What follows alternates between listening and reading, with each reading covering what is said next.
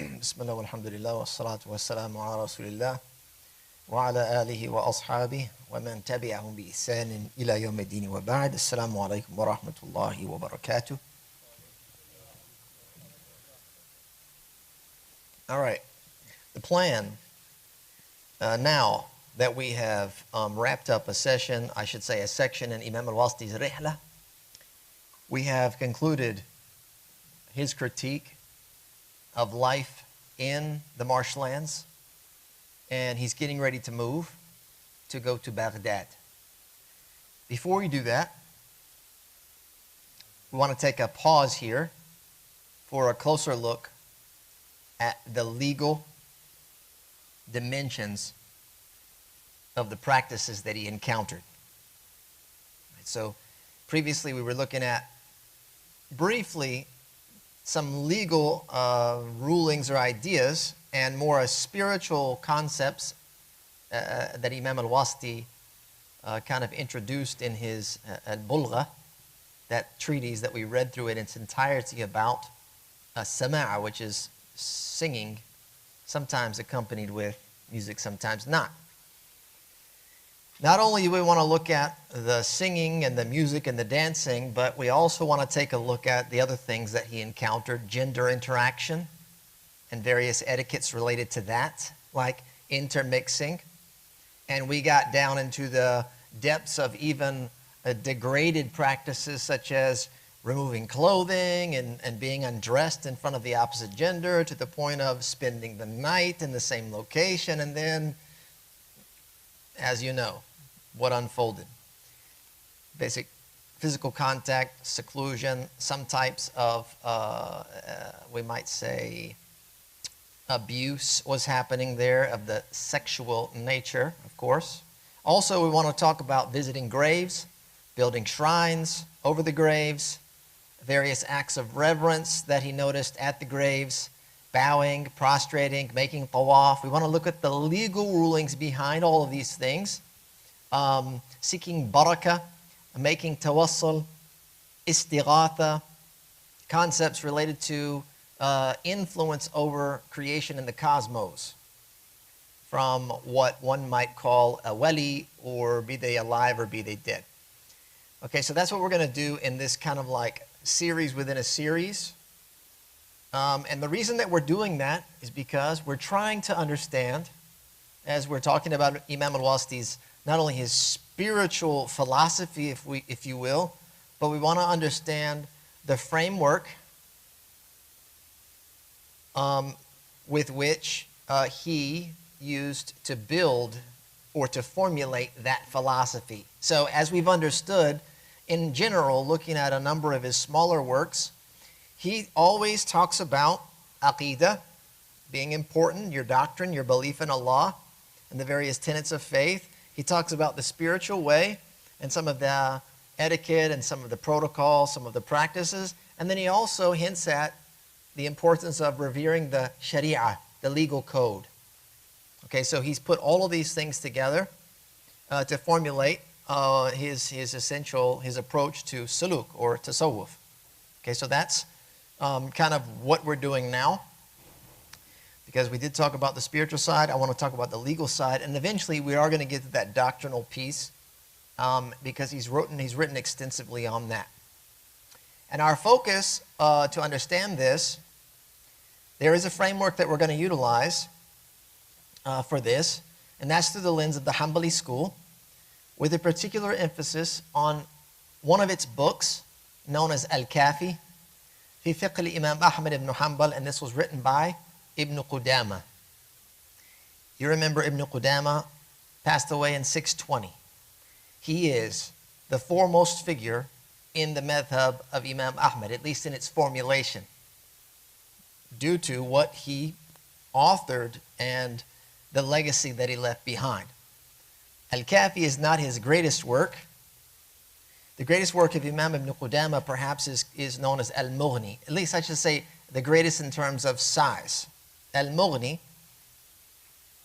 And the reason that we're not going to spend a lot of time looking at Mughni, we're not going to focus on Mughni at all, is because Imam al-Wāsiṭī studied al-Kāfī and summarized it into a single volume.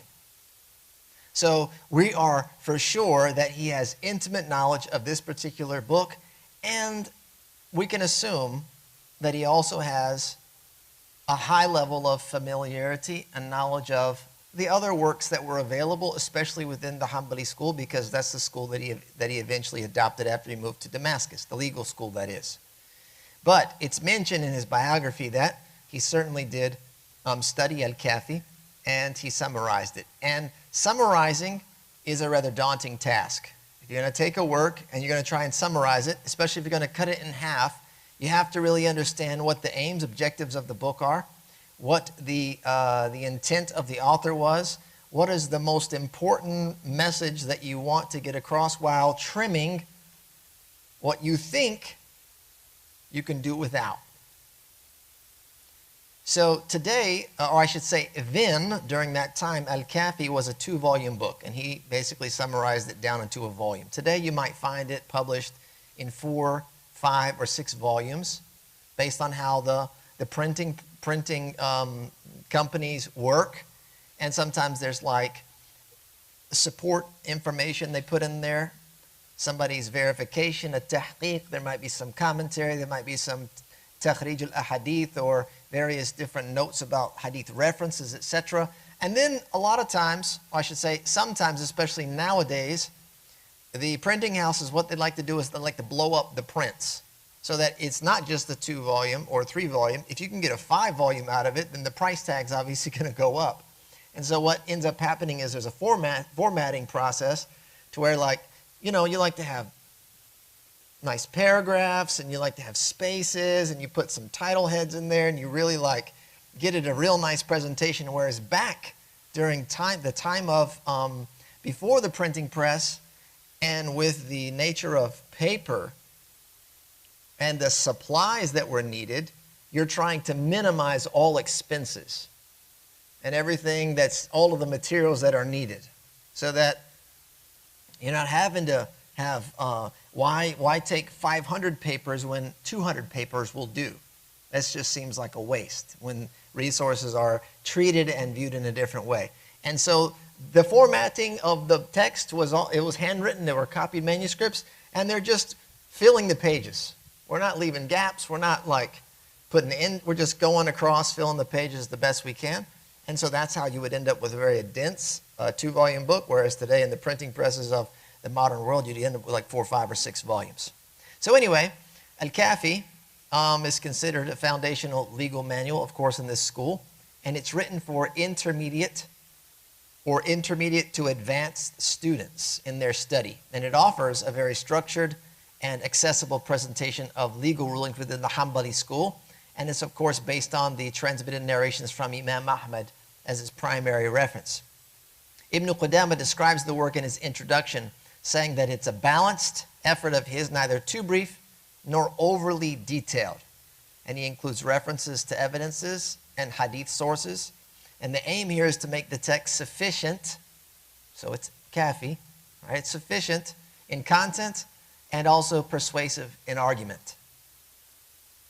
And when there are multiple narrations, if they exist for one particular issue, he typically would identify the stronger view and avoid inter-madhab comparisons. So this book, al-Kāfī, doesn't talk about the other madhabs. It just looks at the one madhab of Imam Ahmad. And it does at times, as he mentioned there, talk about different narrations, which essentially means there'd be a different conclusion to one issue based on what Imam Ahmad had to say. So sometimes Imam Ahmad would have reports that he said a multitude of things about one particular topic. It might be 2, there might be 3 statements of Imam Ahmad about one thing. And the scholars of the school had a particular in which they dealt with those discrepancies based on the reports. Obviously, the reports are authentic. Then we want to look at and see what was the view that was last held by Imam Ahmad and that which essentially he passed away with, as if that was the official one. That's how they would take or deal with a discrepancy like that. That would be the easiest route in handling such a thing. And there's other methods that are used for various different scenarios. But to keep it brief, that's essentially what we're looking at here. It was also, the intent here is to elevate the student's capacity in terms of their understanding of the legal code. And the idea was to develop the student through this book to graduate from it having an understanding of the madhab, and now one step closer to ijtihad, which would be their level of independence in terms of arriving at legal conclusions. So that was the way that Imam ibn Qudāmah authored a number of works of this field. Is he would write a beginner, he wrote an intermediate, and then he wrote an advanced. And then there are other books that would be supplemental from Ibn Qudāmah related to the science of fiqh. There might be usul, other things of that nature. Okay, so that's essentially, so you can see this is like a madrasa kamila. Ibn Qudāmah produced like this, a complete school, and how you can go from elementary to middle school to high school to college and graduate on to higher studies. And that was one of the unique qualities of Imam ibn Qudāmah's legacy. And that became the standard for that era, his era. Ibn Qudāmah is situated in the Mutawassitun, which are the middle era of the great Hanabila, and his works became kind of the standard way in which things were studied, learned. That's how it was formulated at the time. Of course, until it continued to develop, as fiqh does continue to develop. Not that it changes, all of a sudden everything's changed now, but issues continue to be presented to the scholars, and they have to address those issues based on the principles of any particular legal school. And so as that's developed, as we progress into the latter era, what they call al-Mutaakhirun, the works of the latter era built upon the previous era, because they're inheriting these things and learning one scholar from another in this chain of transmission, if you will, transmitting the school. It's not like each of them are just coming up with their own thing and then saying, hey, this is the school of Imam Ahmad. Well, that's not how it works in a school of legal code. It builds upon itself. They have agreed upon basic foundations. And then when new issues arrive, they say, okay, we're going to address this issue based on these principles and foundations, and then we're going to come to a conclusion. And then we'll add that into the book. And so we'll continue like the next version, the update, is presented, and then it becomes the source of reference. So essentially, what I'm getting at is, why I'm mentioning that is because when you study the Hanbali school today, you don't study al-Kafi. You don't even study al-Mughni. That's more of like a reference. It's like an encyclopedia. But when you wanted to study the madhab today, you would look at the books of al-Mutaakhirin, the latter era. And they have developed a curriculum for, this generation of students and scholars, such that now there's more updated material. All right, so the reason al-Kafi is important for us is because Imam al-Wāsiṭī, remember he passed away in 711, so he's within that Mutawassitun for certain. So Ibn Qudāmah, 620. So we're not talking about two different eras. We're talking about the same one, and this is what the standard was during his time. So looking at the standard of what was during his time, we can better understand perhaps why he developed some of the positions he did about these issues. Why was he so adamant against singing and dancing and musical instruments, etc., etc.? When we've understood from some of the material presented that there are other scholars that had different opinions about some of these things. Some of them thought that singing was mubah, as long as it was within certain constraints that we discussed. So then how is it then we have such a great scholar being so hard on an issue that others were very lenient on? So that's how you have to look at these things, kind of in the context of the scholar and what they're utilizing, because you can't use it all. You can't take it all, because sometimes the views are differing, and you can't combine opposites. You can't say one said it was munkar, it's an evil, and one said it's not. They can't exist in the same space at one time. So the scholar has to adopt what they believe to be the most authentic and viable. So the other thing about Imam al-Wāsiṭī and this book, al-Kāfī, not only did he study it and summarize it, it wasn't a venture of self-study for him. It's not that he went, found al-Kāfī, or picked a book random off the bookshelf of the Hanabila and said, I'll take this home and I'll read through this, and then I'll arrive at the conclusions that I've come to on my own terms. Rather, he studied with a shaykh. And we'll see that was Imam al-Wāsiṭī's rihla in its entirety, is searching for teachers and guides, and then critiquing what he came in contact with. So here, when he gets to Damascus, at some point, he gets in contact with Sheikh Ismail ibn Muhammad al-Harrani, who is the one that taught him al-Kāfī. And so now, we need to understand who his sheikh was, so we can see what level of understanding he could have developed studying al-Kāfī. And are his conclusions backed by an authority, if you will? So, Majduddin is his title, Ismail ibn Muhammad al-Harrani, known as Abul Fida. Al-Harrani, of course, is where he was born. He later moved to Damascus at Dimashqi. He's considered a towering Hanbalī jurist.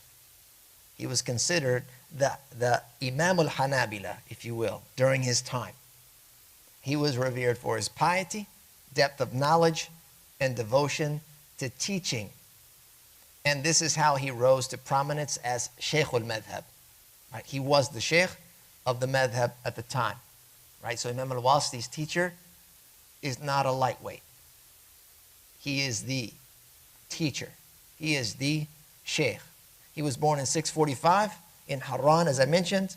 They moved to Damascus, his family.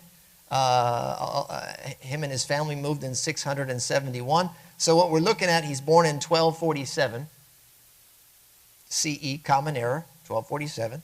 Moves to Damascus, 671, that's 1273. Okay?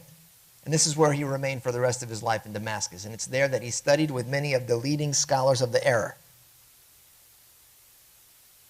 Who did he study with? Including Ibn Abi Umar, Shamsuddin, Abdurrahman ibn Muhammad ibn Ahmad ibn Qudāmah al-Maqdisi. We've talked about him before. Tremendous jurist, and the first to serve officially as the Hanbali judge of Damascus. Ibn Abi Umar was not only the nephew of the great Ibn Qudāmah, but also a major authority in hadith. So this is the teacher of al-Wāsiṭī's teacher. And I'm only going to go back one step so you can see kind of the chain, the links in this chain, such that Imam al-Wāsiṭī becomes a link, and the links that he's attached to are massive. Okay? So Ibn Abi Umar, not only the nephew of the great Ibn Qudāmah, a major hadith authority, counted among the foremost teachers of Imam an-Nawawi. Yeah. Okay. You're like, all right. Ibn Attar called him the most eminent of an-Nawawi's hadith teachers. He was most celebrated for his contribution to the Hanbali school with the work al-Shāfī, a large and detailed commentary on Ibn Qudāmah's al-Muqniʿ, which is also known as al-Sharh al-Mughni, al-Sharh al-Kabir, or al-Muqniʿ, al-Sharh al-Kabir. And so he's the one that's known as al-Sharih. You might recognize that because I've mentioned it several times. Al-Sharih is the explainer. That's his title. That's what he came known as. And some of the scholars became known as such titles based on the service that they did to the madhab. Remember we said an-Nāḍim is the one who makes the poetry, because he authored the poem of fiqh as well as adab, Ibn Abi al-Qawi al-Mardawi. And there were other scholars in the madhab that had these types of titles. So he was known as al-Sharih. So this is the teacher of Ismail ibn Muhammad al-Harrānī al-Hanbalī. Okay, so Majduddin He studied under Ibn Abi Umar, accompanied him until he excelled in the study of fiqh. And he also studied under various other different scholars, great scholars of the Madhab, such as Ibn al-Bukhari. This is not of Sahih al-Bukhari. This is Ibn al-Bukhari al-Hanbali, Fakhruddin al-Ba'li, Ibn al-Munajjah, Ibn Abdul Wahhab. Ibn Abdul Wahhab of that time, al-Hanbali, not the Muhammad Abdul Wahhab of the later times, came much, much after that, as well as Abu Hamid ibn as-Sabuni. He was known for his personal study, meaning the Shaykh not only studied with great teachers, but he also studied on his own. Okay, so there comes a time in your developmental stage where you now need to begin reading and researching independently on your own, such that you've been well-grounded, you've been developed under the guidance and supervision of teachers, and now you need to take time to begin to consume as much content as you can. Right? You need to now be reading. And the more you can consume and master, the more you're going to be able to develop. Basically, you have the guardrails up. You understand what you're looking at and what the framework is. And so now you're able to exercise your own ability to pursue studies. So that's one of the things that he was known for. Your teacher. Normally. Yeah.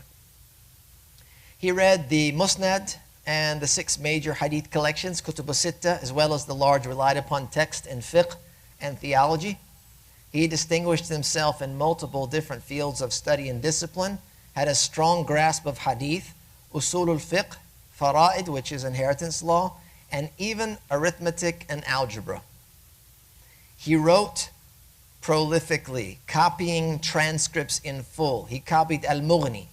Right? Today al-Mughni is over 12 volumes. I brought it out one time. It sits on the table like this. Al-Mughni, he copied al-Kafi. He taught these works for decades. And it's said that he taught al-Muqniʿ by Ibn Qudāmah over 100 times.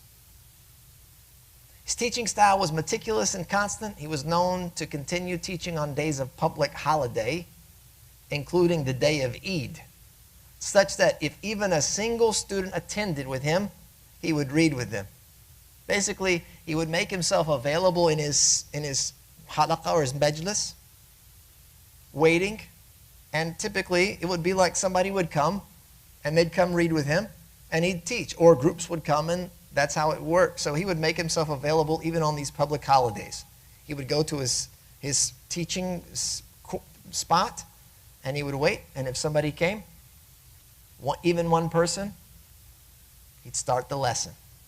So he was dedicated, obvious, to teaching, and this continued until his final days of life. And so, because of that, many major scholars benefited from him as they studied under him. He was also noted to be a man of deep piety and restraint.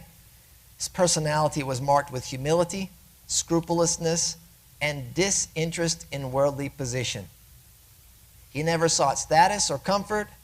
He would take care of his own needs, carry his own things, clothe himself in simple fashion. He shunned pretentiousness in dress and speech, avoided idle conversation, never spoke outside of the pursuit of knowledge, and avoided mixing socially. He was a man of extreme caution and would avoid issuing fatwa unless absolutely necessary. It was noted, he said, "I've never felt pride over another human being, for I know myself and I do not know the realities of others." His humility led him to continue serving in the schools as a teaching assistant to some of his students who had become instructors. He was the mu'id. And he would call those students of his that were now instructors, he would address them by the honorific title Shaykh. That's how humble and dedicated to the process that he was. He was now the teaching assistant.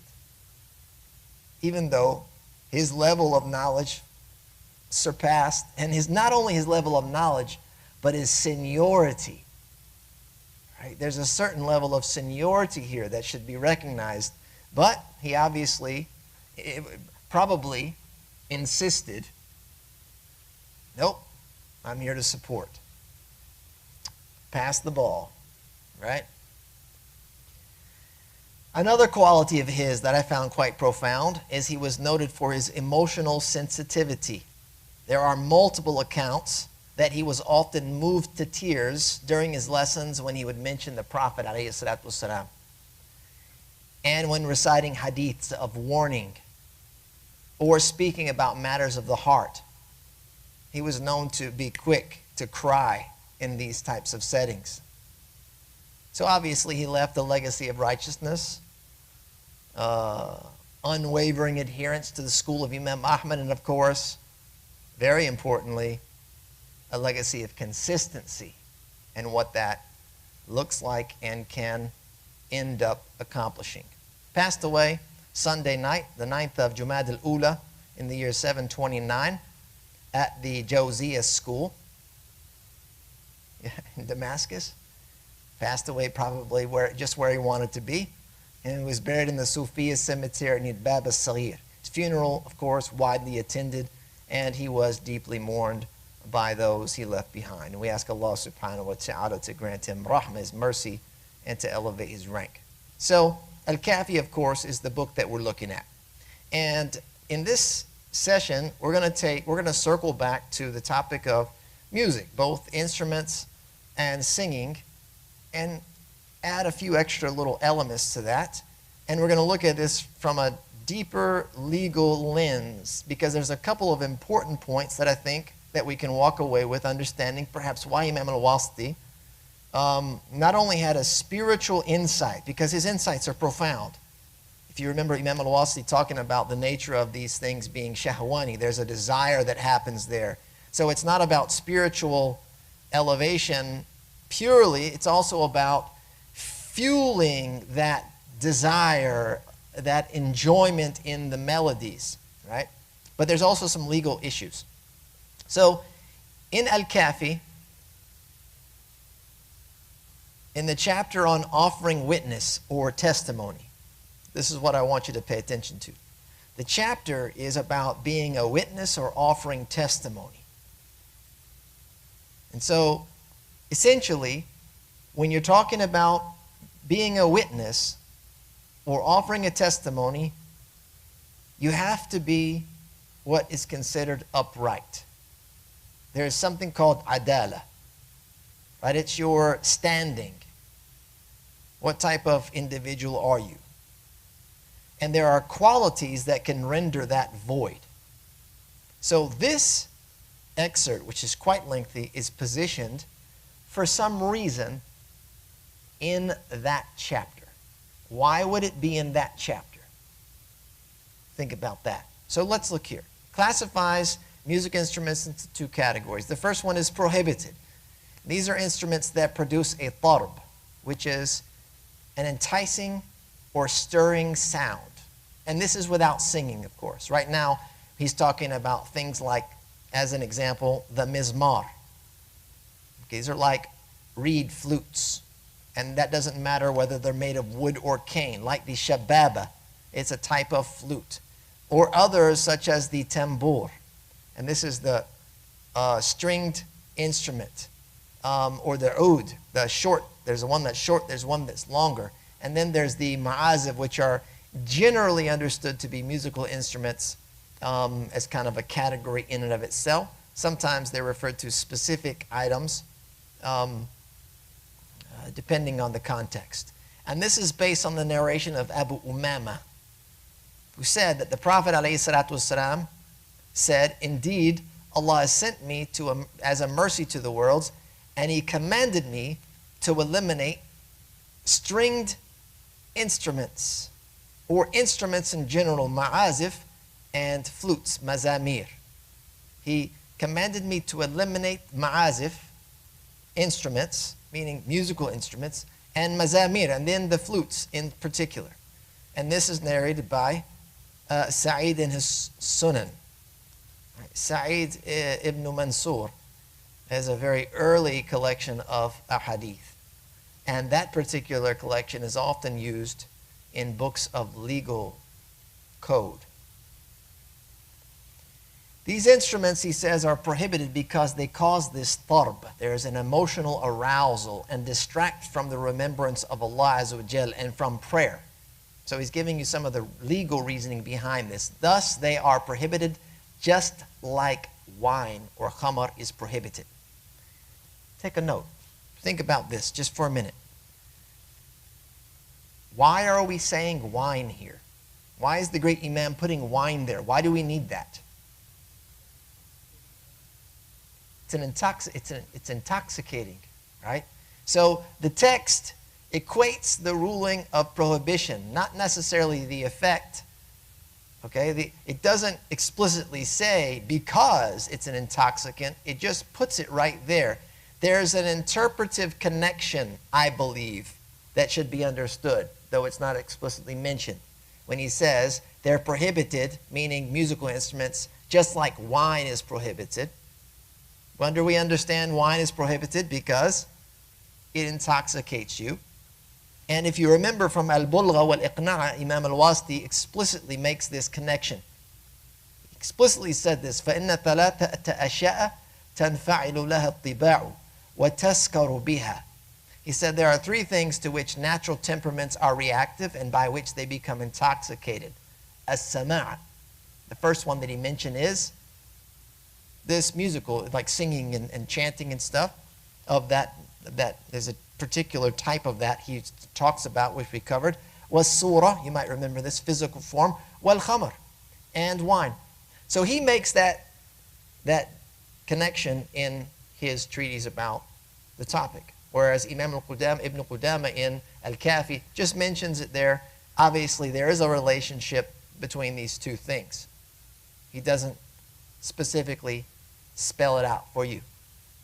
An Imam like al-Wāsiṭī would pick up on that right away, especially with all of the first-hand experience he has with it in his own community.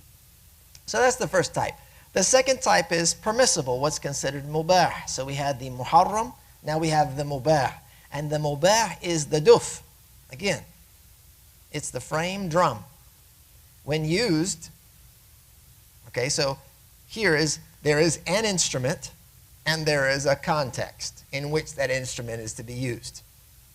When used at a wedding ceremony. Because the Prophet ﷺ said, announce the marriages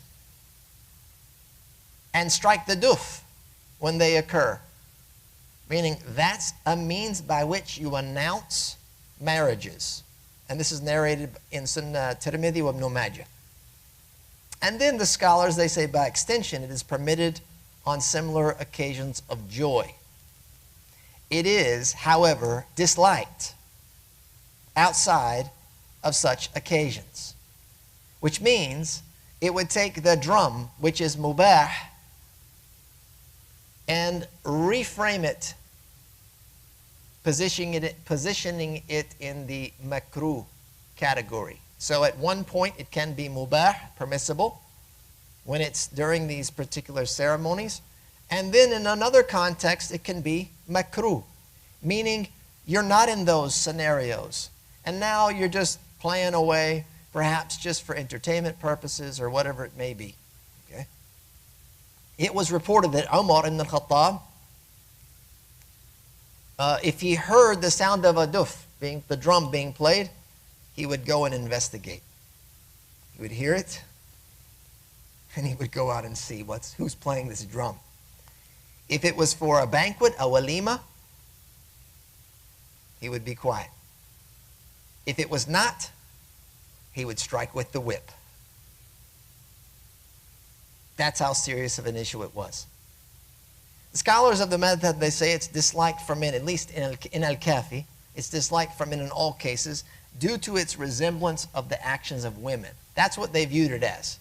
This was something that women used to play during these special occasions of joy, weddings, etc. Now, this is where we get to the issue of the shahada, the witness and the testimony. Anyone who habitually engages in any of these practices will have their testimony rejected for either of two reasons. It is either an act of disobedience, it's ma'siyah, or an indication of baseness and a fall from moral rectitude. This is what's called muru'ah. It's essentially your honor. And when you habitually engage in these things, this is suqut al-muru'ah. You've basically surrendered that honor to these practices. That's why this is positioned in that chapter. Because we're talking about taking people's testimony or letting them serve as a witness. Sometimes letting them occupy certain positions in your community. Right? Leading prayer, calling the adhan. These types of positions require somebody that is an honorable person. They have adala, they're upright, they're sound in their religious practice and behavior. Such that when a person begins to engage in these things in an inappropriate fashion, either due to it being haram or due to it being excessive to the point that it becomes a sign of their baseness, then that is stripped away. Or it's rejected, the witness. They'd say, oh, nope. A person can come like, when they have you in court and they're trying to pick the jury, and the attorneys are there and they're trying to strike people from the jury. Right? When they go through that process of selecting the jury of the peers, this would be one where the attorney would say, actually, Your Honor, we've discovered that this particular witness is guilty of X, Y, or Z. He has a coffee shop in which he plays music every night. He gets out and beats the drum or strings the guitar or whatever, gets on the piano, and he's jamming out every night in the coffee shop. And the judge would say, testimony is rejected.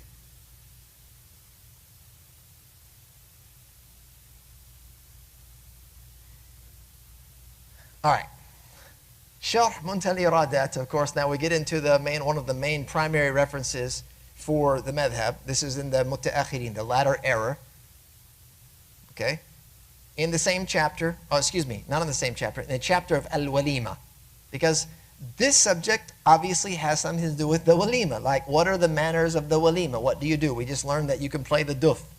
Imam al-Buhuti, who's the author of Sharh Muntal Iradat, and we know him from Umdatul Talib, he says it is recommended to announce a marriage, the nikah, and to beat the drum in a permissible manner. That is, a duf without jingles or metal rings, meaning the little symbols that are on there.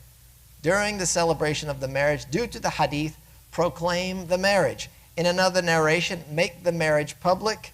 And it's also reported that the Prophet ﷺ liked for the duf to be beaten during the marriage, to announce it, as we just talked about from al-Kafi, and beat the duf for it, as is narrated by Ibn Majah. Its apparent meaning suggests no distinction whether the one beating is a man or a woman. Okay, so this is the only discrepancy you're going to find here between al-Kafi, Ibn Qudāmah's works, and the Muta'akhirin, is that they said we couldn't identify anything explicitly clear or otherwise that we could say it's for one and not the other. Okay, so the scholars of this era concluded that, Imam al-Buhuti in particular, as we're seeing, that the same ruling applies for both men and women. Whereas Ibn Qudāmah said, it's disliked for men because it resembles women. The latter scholars are saying, wait a minute, we didn't find that to be sound. So they're saying there's there's no reason to rule one in favor of the other. As we noted, that Ibn Qudāmah said beating the duf is specific to women. In al-Ri'ayah, it's stated it's disliked for men in all cases. So Imam Ibn Qudāmah was not the only one here. There are other scholars from the earlier generation of al-Mutawasitin. So that gives you an idea about the musical instruments and the drums. Another thing that we talked about, also related to weddings, is Imam Ahmad said there is no harm in chanting or reciting poetic lines, ghazal, during weddings. Chanting or reciting poetic lines. And this is based on the Prophet ﷺ having said some similar lines to the Ansar. in one occasion. Imam al-Buhuti says, not in the manner practiced by people today. Okay? Imam al-Buhuti, he's obviously passed away about 400 and some years ago. Not in the manner practiced by the people today, he says. So you can only imagine what they were doing then and what we're doing now. But in appropriate contexts, that there's poetry or chanting that is recited during weddings. What's commonplace in the weddings today? Muslim weddings now. I'm not talking about... Don't worry about that. We're going to get to that part. What are we hearing? Yes. Is it poetry being recited or chanted? No, not most places. The average, typical wedding, at least I avoid most of them, is it's a full-on either DJ, and depending on the culture, will tell you what type of music's being played. So if we're looking at local people here, grown up here, then they've got the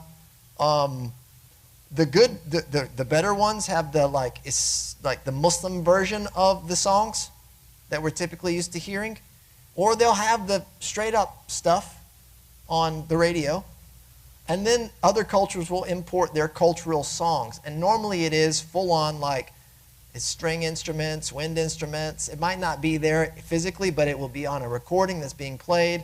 They'll have drums, they'll be singing, and then a lot of times they'll be dancing. All right, so that's kind of what we're dealing with now as to what's happened in the past generations, right? And sometimes even when you go to these places and you tell them, hey, look, you can't be doing this, you're like a fun sucker. You're trying to pull the wind out of the sails at that moment, because this is the only way that they know how to bring in joyous occasions, by putting on this type of music. And what we're understanding from the Madhab is this is haram. We're not talking about the poetic chants. We're talking about introducing the instruments, and then the singing on top of it. And then depending on who's the singer, what the gathering is, right? If the singer is a male or a female, among what type of audience, etc. It can get quite out of hand. He says, all other forms of amusement, this is Imam al-Buhuti, all other forms of amusement besides the duf are prohibited, such as the flute, the lute, the rabab, these are stringed instruments, and the little cymbals and the small bells. It's stated in al-Mustaw'ib and at-Taghrib that this applies regardless of whether it's used during times of sadness and grief or times of happiness and joy. And it is recommended to beat the permissible duf in other joyous occasions, besides weddings, at circumcision, the return of a traveler, a birth, or a betrothal ceremony. And this, of course, is by analogy with the recommendation for marriage. And that's the end of Imam al-Buhuti's entry there in Sharh Muntaha al-Iradat. If we jump back into al-Kāfī ibn Qudāmah, he continues with singing without instruments. Imam Ahmadi said, I do not like singing, ghina, for it causes nifaq, hypocrisy, to grow in the heart. La yu'jibuni al-ghina. Okay, doesn't like singing. When Imam Ahmad says, I do not like, la yu'jibuni, it either indicates that it's haram or that it's makruh, depending on what else has been transmitted from Imam Ahmad. So sometimes he has these statements. Akrahu. He might say, I dislike, and it means it's haram. So that's one of the things that you learn as you are studying the madhab, is you learn the terms that are being used. Okay? So if for example, the question we had before, when can I start reading on my own? If someone is a beginner and they pick up a book like this and they start to read and they say, La yu'jibuni, he just doesn't like it. Maybe it's his personal preference. He's just not into music. Maybe it's like, I don't like cabbage. You know what I mean? Akrahu, I don't like it. Oh, it's just makruh. He says akrahu, it's just makruh. But the language that's being used, his style, as understood by his disciples, his students, his disciples understood this is what it meant. When the Imam said this, this is what it meant. And so those are some of the things that a student would have to understand and learn so that when they were navigating through these texts, they would know exactly what the intent was.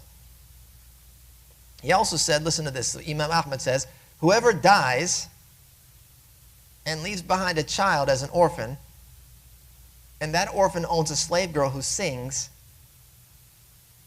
who can sing, she should be sold as one who cannot.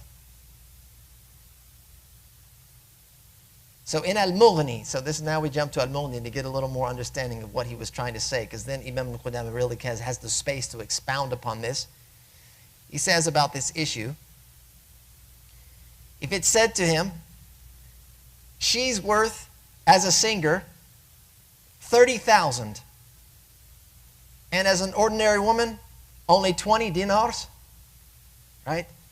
If you sell her as a singer, you'll get 30,000 dinars. But if you sell her as an ordinary woman, it's 20. You see the loss?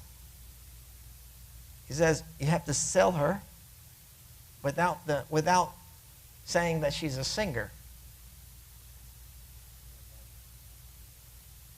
Because there's no value to that skill. You can't take money for that because the religious ruling associated with it. He said she's to be sold as an ordinary woman. And they cited as evidence for its prohibition what was narrated from Ibn al-Hanafiyyah regarding Allah's statement, وَاجْتَنِبُوا قَوْلَ الزُّورِ, which means avoid false speech. That's how it's often translated. Surah Al-Hajj 22, verse number 30. He said, it refers to singing, قَوْلَ الزُّورِ. And Ibn Abbas and Ibn Mas'ud said regarding Allah's statement, وَمَنَ النَّاسِ مَنْ يَشْتَرِ لَهْوَ الْحَدِيثِ, and among the people is he who buys idle talk. That's the translation in Surah Luqman. This is 36, verse number 6. They said, لَهْوَ الْحَدِيثِ. لَهْوَ الْحَدِيث, meaning the idle talk, refers to singing. And this ends the citation of al-Mughni. And of course, there's disagreement among other companions, if you will, or the disciples of the Hanabila regarding this issue. Among them, they held it was prohibited, tahrim completely, citing the narration from Ibn Abbas and Ibn Mas'ud from the Prophet ﷺ, who said singing causes hypocrisy to grow in the heart. Imam Ibn Qudāmah notes that this appears to be a statement of Ibn Mas'ud. While Abu Bakr al-Khalal, and we've talked about this before, took the view that it is permissible, mubah, though disliked, makruh. It's also the view of al-Qadi Abu Ya'la, who's known as Rukn al-Madhab. He's the pillar, if you will, of the school. And this is based on the narration of Aisha radiallahu anha, who said, there were two young girls with me singing. Then Abu Bakr entered and said, the mizmar al-shaytan fi bayti Rasulillah, you have the flute of the devil in the messenger's house? Because he heard the singing of the girl. Abu Bakr identified it right away. But the Prophet ﷺ said, leave them, for it's the day of Eid. Right, so on that occasion provides some context to why that was perhaps allowed to continue. Abu Bakr al-Khalal, he said, singing, ghina, and wailing, which is no. That's like wailing like at the funerals and stuff, are the same. Both are permissible so long as they're not accompanied by anything objectionable, any munkar. They do not include any disparagement. So that's his constraints, right? He was the one that said permissible ma karaha, with the being disliked.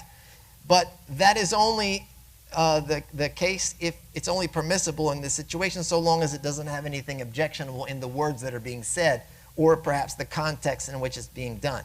So in general, Ibn Qudāmah concludes, whoever takes, this is important to note right here, this is why I'm bringing it up. In general, whoever takes it as a profession, singing, being invited to perform for others, or acquires a male or female servant to sing for people and gathers other around them for that purpose. Like today, we're not having servants, that bond servants do that. We're hiring entertainers. We're bringing them and paying them. They're employed by us to come and perform a service, which is to sing. Okay? His testimony is rejected. because this constitutes frivolity, safa, and a fall from moral integrity. It's a suqut al-muru'ah. Whoever frequents houses of singing or is visited by singers and openly engages in listening to it in a way that is known and repeated, his testimony is to be rejected. But one who does so privately or sings to himself occasionally, his testimony is not rejected because it's hidden. It's kept concealed. If, however, this is when it's done occasionally, like a person might just sing a little tune, just random, every once in a while, that's fine. You're at home, or you're not out in public, you're not inviting people. That's fine. That your testimony, you're safe.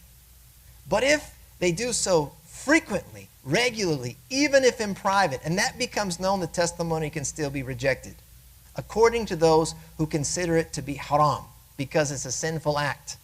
According to those who permit it, his testimony is not rejected in this scenario, since there's no sin involved and he has not made it publicly known.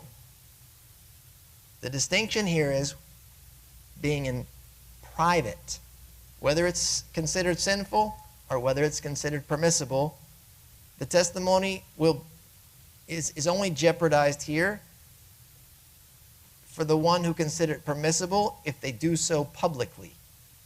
Because those that consider it permissible, if somebody's doing that publicly, regularly, then they're considered safi. It's frivolous.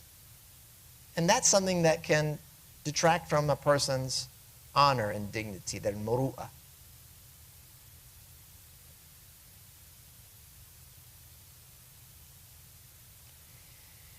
And that's where we'll wrap up for this evening.